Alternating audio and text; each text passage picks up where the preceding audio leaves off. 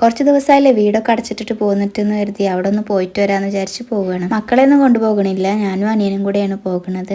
ബസ്സിന് പോയിട്ട് വരാമെന്ന് വിചാരിച്ചിട്ടാണ്. മക്കളെ വീട്ടിൽ ഉമ്മാൻ്റെ അടുത്ത് ആക്കിയിരിക്കുകയാണ്. തിരിച്ചു വരുമ്പോൾ ബിരിയാണി വാങ്ങിയിട്ട് വരാമെന്ന് പറഞ്ഞപ്പോൾ അതും സമ്മതിച്ച് നിൽക്കുകയാണ് അവർ.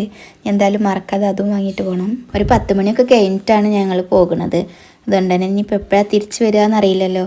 അവിടെ ഇനി എത്രമാത്രം പണിയുണ്ട് കാര്യങ്ങളുണ്ടെന്നൊന്നും അറിയില്ലല്ലോ വിചാരിച്ച് ഒരു ചോറൊക്കെ വാങ്ങിയിട്ട് ഒരു ബിരിയാണിയൊക്കെ വാങ്ങി എന്നിട്ടാണ് പോയത്. കാര്യമായിട്ട് പൊടിയും കാര്യങ്ങളൊന്നും ഉണ്ടായിരുന്നില്ല. വെറുതെ എല്ലായിടും ഒന്ന് തൂത്ത് തുടച്ചിട്ടിട്ട് ഞങ്ങളന്ന് പോകുന്ന ടൈമിൽ കുറച്ച് തുണികളൊക്കെ വിരിച്ചിട്ടുണ്ടായിരുന്നു മുകളിൽ. അതൊക്കെ ഒന്ന് എടുത്ത് മടക്കി വെച്ചു. ഇവിടെ അടച്ചിട്ട് പോകണമെന്ന് തന്നെ ഞാനും നാത്തുമാരൊക്കെ പോയിട്ട് ഒരുവിധം എല്ലാ പണികളൊക്കെ ഒരുക്കി വെച്ചായിരുന്നു. ഒരുവിധം ഒന്നുമല്ല, മൊത്തത്തിലെല്ലാം ഒരുക്കി വെച്ച് ബെഡ്ഷീറ്റും കാര്യങ്ങളൊക്കെ പഴയതൊക്കെ വിരിച്ചിട്ട് പൊടിയാവാനുള്ളതല്ലെന്ന് വിചാരിച്ചിട്ട് ഒക്കെ പഴയ തന്നെ വിരിച്ചിട്ടുണ്ടായിരുന്നു. അതുപോലെ പാത്രങ്ങളും കാര്യങ്ങളൊക്കെ എടുത്ത് വെച്ചിട്ടാണ് പോയിട്ടുണ്ടായിരുന്നു. ഈ തുണികൾ ഉണങ്ങിയത് മാത്രം എടുത്ത് വെക്കാനൊരു ടൈം ഞങ്ങൾക്ക് കിട്ടിയായിരുന്നില്ല.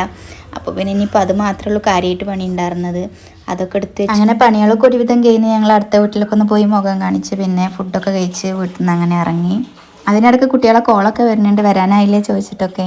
അവരങ്ങനെ ഒറ്റക്കാക്കി പോകരൊന്നുമില്ല. അതുകൊണ്ട് തന്നെ ഇടയ്ക്കിടയ്ക്ക് ഒരു 5 മിനിറ്റ് 10 മിനിറ്റ് കൂടുമ്പോൾ തന്നെ ഇങ്ങനെ വിളിച്ചിട്ട് ഇങ്ങനെ അന്വേഷിക്കുന്നുണ്ട് അവർ. അതുകൊണ്ട് അവരെ വല്ലാണ്ട് ബോറടിപ്പിക്കാണ്ട് നമുക്കൊരു ചെറിയ ജ്വല്ലറി കയറേണ്ട ആവശ്യം ഉണ്ടായിരുന്നു. അതും കഴിഞ്ഞവർക്കുള്ള ഫുഡും വാങ്ങി ഞങ്ങൾ അങ്ങനെ പോയി.